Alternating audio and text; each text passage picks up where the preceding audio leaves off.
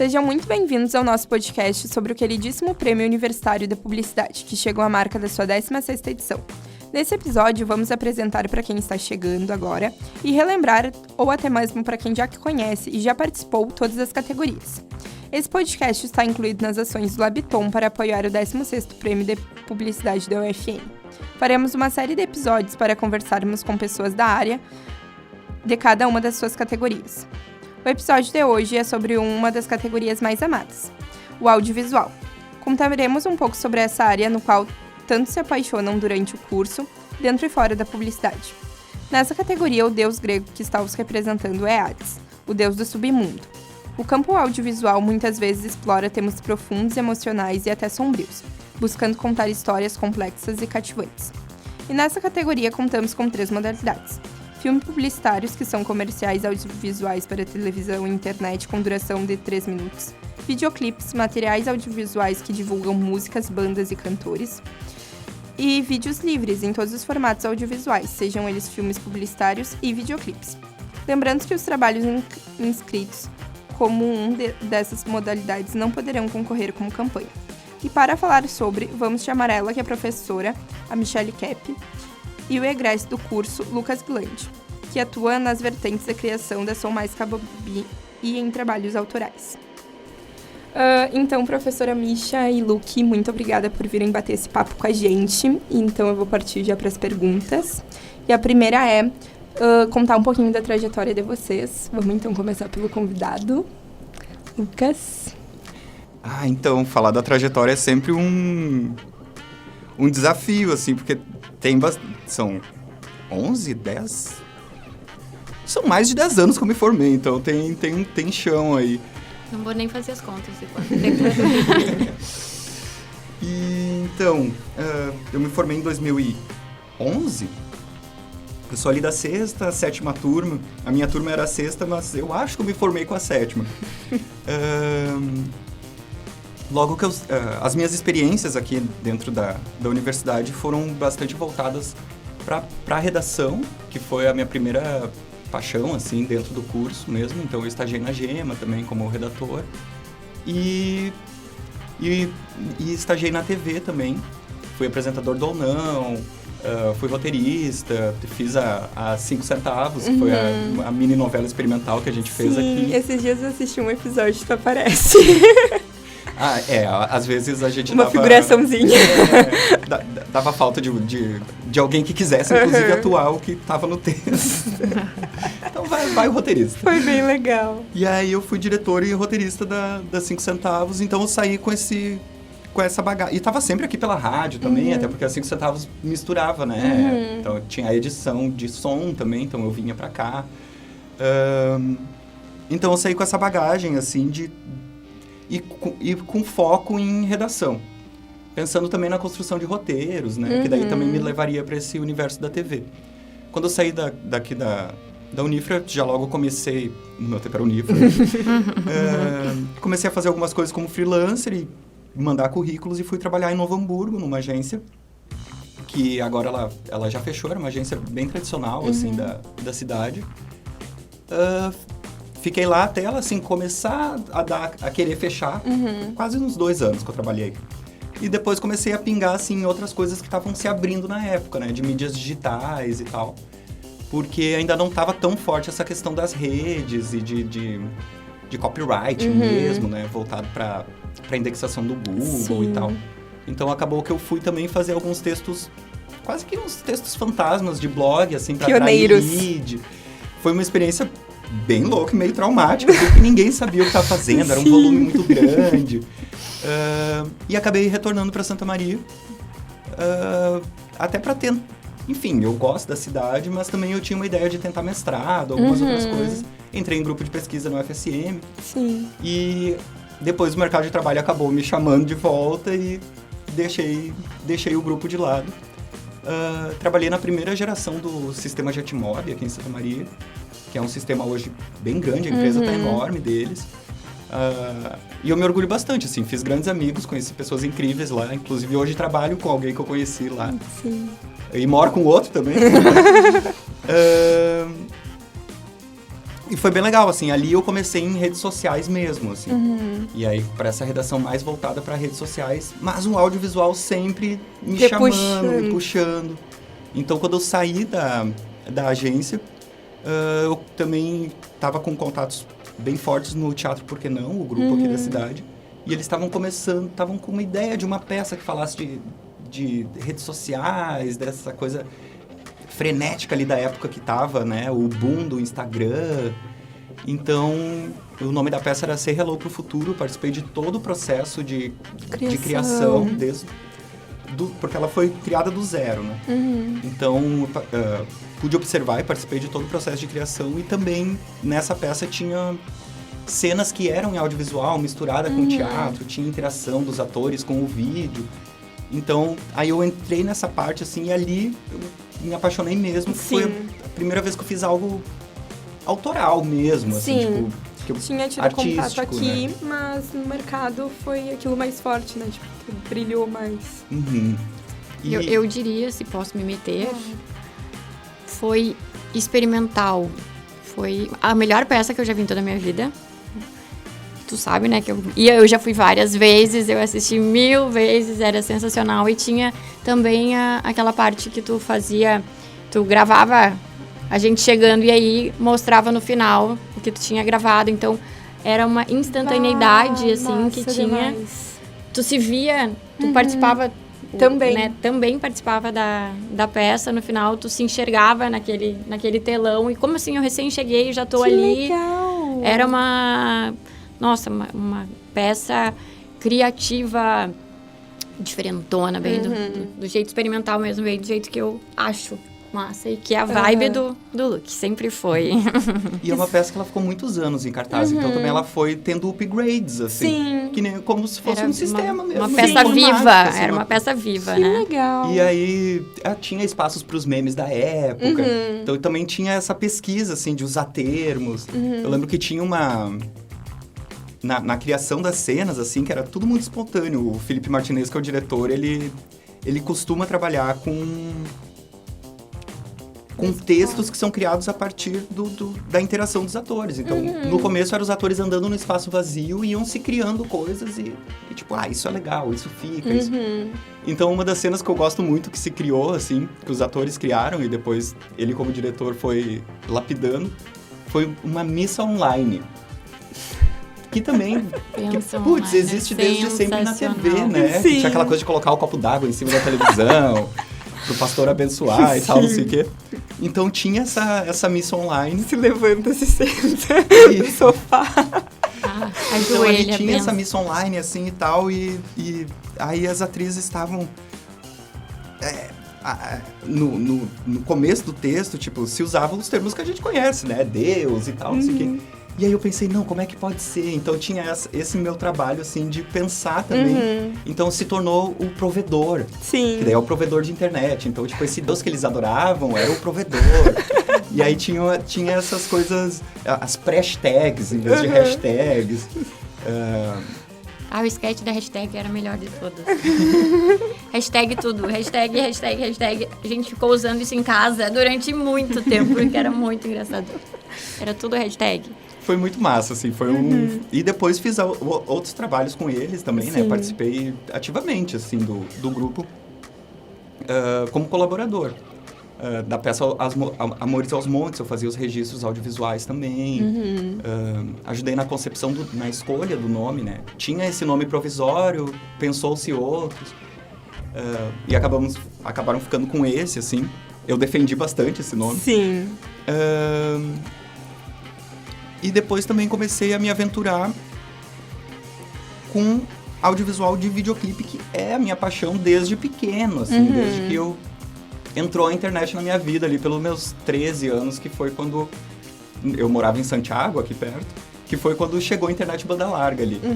Então, ali não tinha MTV, ao contrário de Santa Maria que tinha, então eu comecei a procurar coisas, vídeos, enfim, clipes, e era um formato que eu era apaixonado, na faculdade não explorei tanto, e depois acabei, até por causa do teatro, tendo contato com muitos músicos. Então, comecei a imaginar, fazer clipe para esse pessoal, ou registro deles ao vivo. Então eu comecei com alguns registros ao vivo, experimentei alguns videoclipes que nem foram no ar, enfim, para produção própria, né?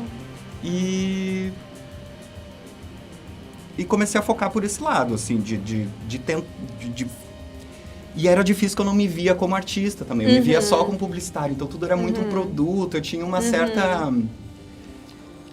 Era uma ambiguidade que eu vivia, assim, tipo, hoje eu já consigo... Eu me vejo como um artista do audiovisual. Sim. E quando é comercial, eu digo que é uma arte aplicada. Tipo, é arte aplicada a um objetivo.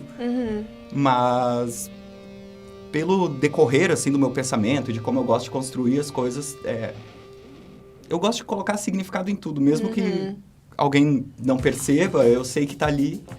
E o legal do videoclipe é que é uma obra que não é feita para ser vista uma vez, né? Não é que nem um filme ou algo desse sentido. Então, o videoclipe, se tu vai escutar a música no YouTube, tu sempre vai ter acesso a ele. Então, eu gosto de... E tu vai ter aquela memória, né, visual do que tá acontecendo. E toda vez também tu pode descobrir algo que tá no fundo, Sim, algo novo, porque... Né, tu vai que nem tu tem um reassistindo. quadro abstrato Sim. em casa, toda vez tu vai enxergar algo novo nele, né? Isso é Então, incrível. por isso, assim, que eu gosto muito da linguagem em audiovisual do videoclipe, porque ele hibridiza tudo, né? Ele pode brincar com televisão, com cinema, com animação, pode ser abstrato, pode ser colagem de imagem. Então, é um formato bem livre, assim, que eu tenho buscado agora de uns anos pra cá. Aí teve a pandemia também, enfim. Mas tem sido uma busca minha me inserir nesse mercado como roteirista e diretor. E o difícil é que eu não tenho uma produtora, né? Então, eu sei que entrar numa produtora que já tem um diretor como diretor é meio difícil, mas daí, enfim, tô buscando assistência ou a própria criação de roteiro, outros passos, né? Mas também produzo com parcerias minhas, né? E com troca de equipamento, enfim, aquela coisa, o pessoal vai se ajudando. Sim. Isso. E pra ti, Misha, como é que foi tua trajetória? Como é que é a tua trajetória dentro desse mundinho audiovisual? Mundinho não, que é um mundo bem extenso. Tava vendo aqui o Luke falar e ouvindo, vendo e ouvindo. E me identifico muito, tudo que ele falou é muito parecido comigo, só que 10 anos antes, 10 ou 20 anos antes. Também sempre fui apaixonada pelo videoclipe. Na verdade, a minha entrada, assim, foi... A minha curiosidade sempre foi pelo videoclipe, mas não na internet ainda, né? Na época era só MTV, com 12, 13 anos. A gente se reunia, todos os jovens do prédio, os pré-adolescentes, adolescentes do prédio se reuniam na casa ao lado, que era o vô rico de um deles, que tinha uma parabólica. Bah. E aí só lá tinha MTV. E era aquela gurizada em volta da TV, sintonizando ali naquele botãozinho de girar pra pegar MTV e ver as premieres de vários grupos. E os top 10. Os top 10, tudo isso. Então, eu era encantada por aquele mundo do videoclipe. Eu queria morar dentro do videoclipe. Eu queria viver aquilo, aquela estética toda diferente, criativa. E tem muito disso, e eu falo bastante em aula sobre o que é o roteiro, né? O que é o conceito de um videoclipe. Não é só contar uma história, não é só vender a música, não é só mostrar o artista dançando. Tem que ter essa pegada, aquilo que falou. E não é ser literal também com a história da música, não precisa né? ser só ilustrativo, não. O videoclipe legal pra mim é aquele que a cada vez que tu assiste, tu descobre uma coisa nova. Exatamente essa ideia que eu tento passar, né? Da criatividade, do diferente, que é o formato que mais possibilita a criação, a hibridização, a experimentação, e que ele ainda é, ao mesmo tempo, bem comercial. Teve uma época já que mataram o videoclipe, inclusive tá lá na minha tese uma reportagem, a MTV acabou com o videoclipe. Aí passou um tempo só com aqueles programas de humor ou com os realities.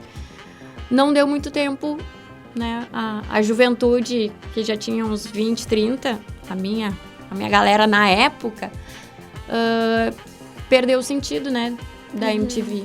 Sim. E aí pediram e voltou o videoclipe com tudo e nunca morreu nada. Agora ele só tá no YouTube. E a MTV, quando quis parar com o videoclipe, foi a ascensão do YouTube também. Sim. Então, os artistas tiveram de desovar esse material. Exatamente.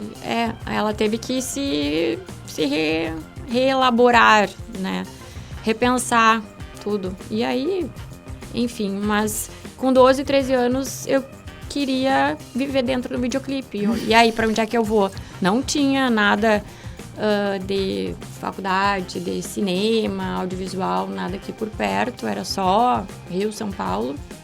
Não tinha nem na PUC ainda o curso específico. E o que eu achei mais próximo disso foi a publicidade. Então, eu entrei na faculdade de publicidade porque eu queria viver dentro do videoclipe, simplesmente isso. E foi um pouco frustrante quando eu entrei na minha época, porque ainda se tinha muito a ideia dos planos, enquadramentos e narrativas tradicionais. Era tudo quadradinho. E eu sofria bastante, porque eu queria virar de ponta cabeça a câmera, eu queria fazer uma coisa que não tinha sentido, eu queria brincar com animação junto com não sei o quê. E era sempre podada, né, por professores e por técnicos na época. E aí, então, cheguei no final para fazer a monografia que tinha, o TCC, furiosa, tipo, calma, tem videoclipe na publicidade, tem publicidade no videoclipe, tem uma linguagem aí que tá diferente, que a publicidade não é só vender produto, eu tenho que fazer alguma coisa com isso. Aí me abracei nos estudos mesmo, na academia, foi aí que eu resolvi partir pro mestrado, depois um doutorado, querendo provar pro mundo todo que as coisas podiam ser diferentes. E aí, depois, né, no meio disso tudo, entre mestrado e doutorado, vim pra cá tentar fazer um pouquinho a cabeça dos outros jovens pra mostrar que tinha coisa diferente. Estamos aí tentando até hoje. Mas fez, hein, que eu fui teu aluno. Sim, olha só. Titia tá vendo? Deu brilha certo. os olhinhos da titia quando ela vê. Eu entrei apaixonado por televisão na publicidade. E ainda é a mídia que eu gosto, assim. Tem gente que... sou apaixonado por música, amo cinema. Eu gosto de TV. Eu gosto de TV. Porque TV passa filme, que é cinema. Sim. Passa clipe, que é essa linguagem, né? Sim. Passa comercial, passa tudo, e é publicidade, muito tem bom. jornalismo, Tem tudo. Tem tudo. informe publicitário, que é aquela coisa que mistura jornalismo com propaganda, Advertainment. que eu acabei adorando também. Sim, é muito bom. Até essa minha trajetória, assim, agora nesses 2 últimos anos, 2022 e 2023, eu trabalhei em televisão. Foi muito legal, assim, uma experiência que eu amei. Quero repetir, inclusive. Sim. Eu trabalhei temporário aqui na TV Diário. Sim. E na TV Pampa, em Porto Alegre. Dentro da redação de jornalismo, como editor de vídeo. Então, de algo super elaborado, que é um videoclipe que... Assim, tem alguns que eu fiz em depende da linguagem. Alguns é um take só, mas a maioria são muito elaborados, muitos cortes, até também, às vezes, para preservar o artista de alguma coisa que ele fez, assim, entra um outro take ali de meio segundo, enfim. Sim. Então, eu saí de uma linguagem muito elaborada, assim, que às vezes eu fico 1 mês, 2 em cima dos registros de vídeo para editar, entregar o produto. Eu tava entregando... Ontem mesmo, eu tava revendo meu portfólio, assim. Em 3 meses eu fiz 200 VTs. Sim. Só aqui pra TV Diário. Sim. Porque são vídeos... Enfim, é uma linguagem diferente e rápida, porque é jornalismo. Então, também foi interessante porque me deu um gás e uma... Eu tinha uma... uma coisa, que nem eu estou fazendo agora, assim, de ser lento o meu processo. E ali eu vi que também eu consigo ser rápido, porque o mais importante é a informação, né? Não é pro público absorver algo muito além dela. E também no jornalismo a informação é, entre aspas, descartada, né? Tipo, o que aconteceu hoje é velho amanhã. Então tinha essa coisa da instantaneidade que as nossas obras publicitárias e videoclipe e tal não tem, porque podem ser mais elaboradas, né? O que é ótimo também. Eu tive a oportunidade de produzir um videoclipe do Gabro Demais. Nós gravamos em 2021, que ele ainda está em processo de finalização. Mas ele foi... Até a gravação foi rápida e tal, a gente conseguiu. Mas ele é o clipe que eu mais fiz. Roteiro detalhado, storyboard. Eu fiz um monstro, que são... juntei cenas de outros produtos para dar o ritmo e a ideia de enquadramento para a equipe que ia gravar. Dirigi câmera, não fui eu operando a câmera. Foi um processo muito legal, assim. Só que ele carece de efeitos especiais e coisas que eu não tenho nem equipamento que aguente isso. Então agora inscrevi ele na Lei Paulo Gustavo, né, que é voltada para audiovisual, com a finalidade de finalizar esse clipe. Aí vamos ver, né, o que vai acontecer.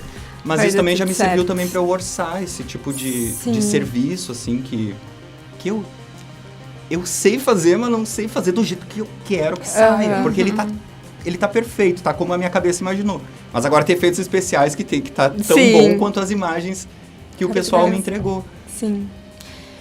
Gente, de quais trabalhos você mais se orgulha de ter participado? Esse pode ser um, né? Esse e espero que ele vá ao ar. Sim. Mas eu tenho alguns marcos, assim, na minha carreira em audiovisual. Tem um vídeo que eu gosto muito, que eu produzi ele em 2013, para a imobiliária Fernando Flores, aqui de Santa Maria, quando eu trabalhava no sistema Jetmob.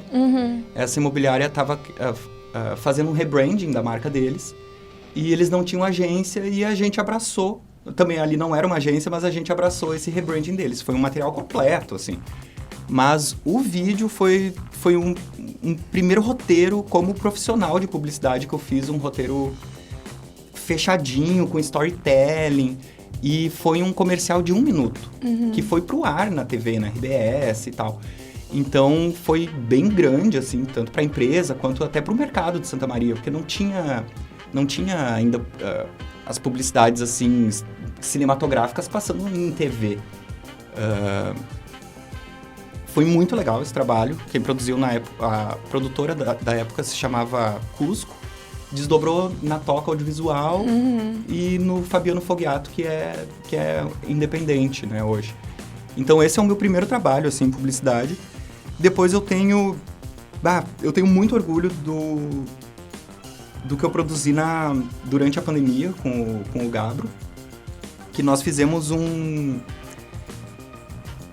nós lançamos um EP visual. Então, ele passou num edital com o objetivo de criar um curta-metragem sobre o processo criativo do artista. Ele tinha 4 músicas que ele compôs durante a pandemia.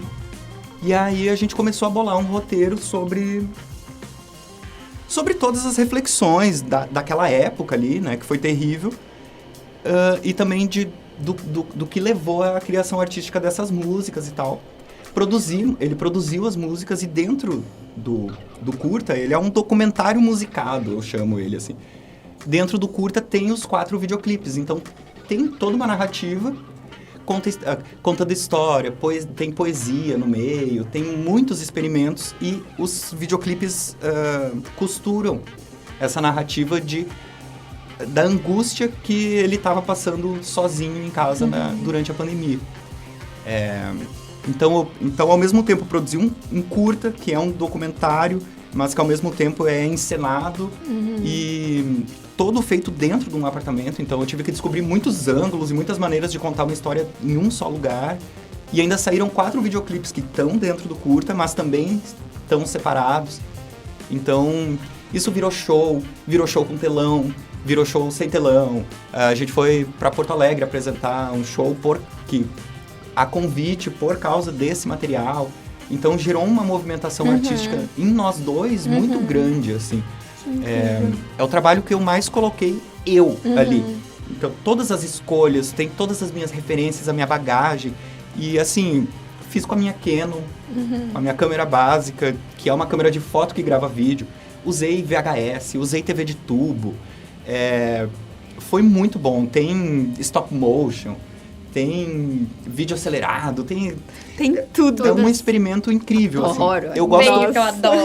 Eu gosto muito porque, assim, é mas não é pra todo mundo. Eu sei que não é todo mundo que vai apreciar. Ele é um vídeo que, hoje em dia, eu já deixaria ele mais rápido, porque ele tem aquele timing, o peso da pandemia, mas ele é queer, ele é LGBT, sabe? Então, eu sei que não é todo mundo que vai entender e vai entender ele, aquilo. que vai apreciar, mas a gente teve respostas Mas a experimentação foi incrível. Assim. E agora, e ainda com o Gabro, tem o clipe de Acaso, que foi produzido ano passado, a gente gravou aqui na Estúdio 96, a boate, só com amigos, participando, assim. Ia ser um visualizer, acabou virando um clipe, porque tinha muitas imagens boas. E produzi agora esse ano, tá fresquinho no YouTube, o videoclipe de Batom, da cantora Eveline, que foi também... Foi um clipe quase de guerrilha, assim. A gente conseguiu um supermercado, fechou. O roteiro era extenso, tinha mais cenas, mas acabou que ficou todo ele dentro desse supermercado. O Gabro é meu parceiro na vida, assim. E ele foi meu assistente de direção, né? Ele co-dirigiu comigo e nós dois editamos juntos o vídeo. Eu montei o corte e depois a gente editou junto, porque ele é cheio de efeitos e ludicidades, assim. Então, esses 4 são os meus principais trabalhos. O vídeo Transformação da Imobiliária Fernando Flores, o curta Sozinho em Casa, esse curta musical, o videoclipe de Acaso, do Gabro, e o clipe de Batom, da Eveline. Muito bom. E esse outro que vai ser lançado aí, que tá gravado, que é potentíssimo. Sim, que vai vir. E pra ti, Misha? É uma pergunta difícil, porque quase todos os trabalhos que a gente desenvolve não são meus trabalhos, né? Eu não posso assinar o trabalho, mas tem muita coisa da minha mão junto, porque é inevitável quando a gente desenvolve trabalhos com alunos, trabalhos acadêmicos, trabalhos do laboratório. Como eu estou há muito tempo aqui dentro, né, na função de ser professora, mas também, ao mesmo tempo, nessa função criativa. Eu não consigo não me meter. E o audiovisual, ele é um produto que Ele é coletivo. Conjunto, ele é coletivo. Ele é coletivo. Então, quase todos os trabalhos que saem das turmas, dos alunos, tem um pouco de mim ali. Não tem como não ter. Eu passo o tempo inteiro pensando, não vou me meter, é um trabalho dos alunos, não vou me meter. Daqui a pouco eu pego, quem sabe isso aqui? Quando eu vejo já tá o que eu imaginei, e talvez não seja exatamente o que eles tenham imaginado. Mas a gente... vai conversando, né? E saíram muitas coisas legais já. Videoclipes, vídeos experimentais.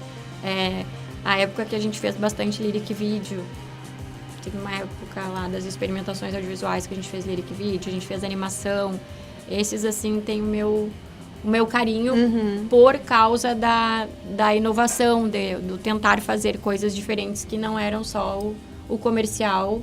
Sim. Né, o VT comercial. O processo, né? O processo. Hoje eu sou mais encantada, acho que, com o processo do que exatamente com o resultado com o produto final. Hoje em dia eu vejo a importância de um bom making-off. Muitas vezes o making-off é melhor do que o produto. Porque se torna referência, né? Objeto de estudo, enfim, making-off.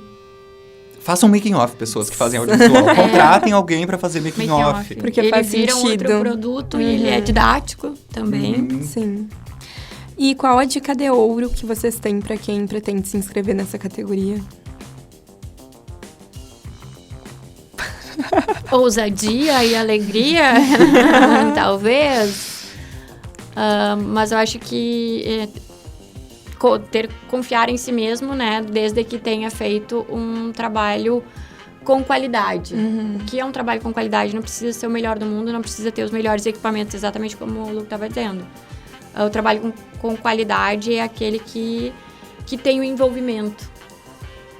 Que a pessoa se envolve, né? se entrega ali, construindo a sua ideia, acreditando naquilo ali, e não de qualquer jeito, não com preguiça, né? O de qualquer jeito, mais uma vez, não quer dizer que porque tu não tenha o equipamento certo, ou tu não tenha horas de edição, ou saiba mexer em todas as firulas e efeitos que os programas permitem hoje, não, mas se tu tem uma ideia legal, um conceito legal, tu acredita naquilo, abraça e faz. E vai. Eu dou a dica de conceito. Tenha um conceito forte, mesmo que depois tu não consiga traduzir ele por questões de recursividade. Mas assim, pega os teus recursos e vai ao máximo que tu puder. Tu tem uma câmera, tu tem uma Cybershot que faz vídeo e é só o que tu tem e é em 4 megapixels. Faz. Usa o máximo que tu puder com o equipamento que tu tem. E faz algo que tu vá realmente gostar. Porque assim, se tu gosta, quantas outras pessoas são parecidas contigo no mundo? Então, se tu gosta, mais milhões de pessoas vão gostar. De repente... E peça opinião para pessoas parecidas contigo se é algo que tu fez que tu gosta muito. Então, não se desestimule por pessoas não compreenderem o que tu quis dizer.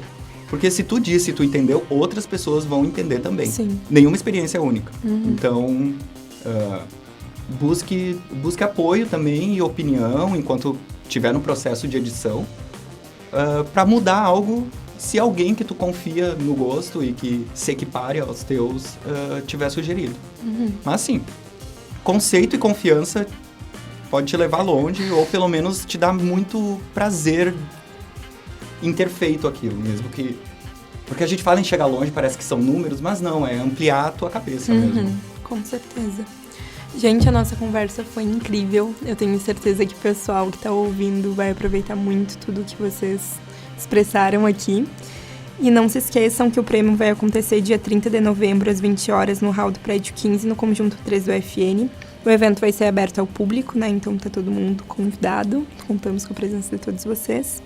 E curiosos para saber sobre a próxima categoria e sobre o próximo convidado. Então não perde o episódio da semana que vem. Tchau, tchau. Muito obrigada mais uma vez. Beijo, Obrigado, gente. obrigada. Foi um prazer estar de volta.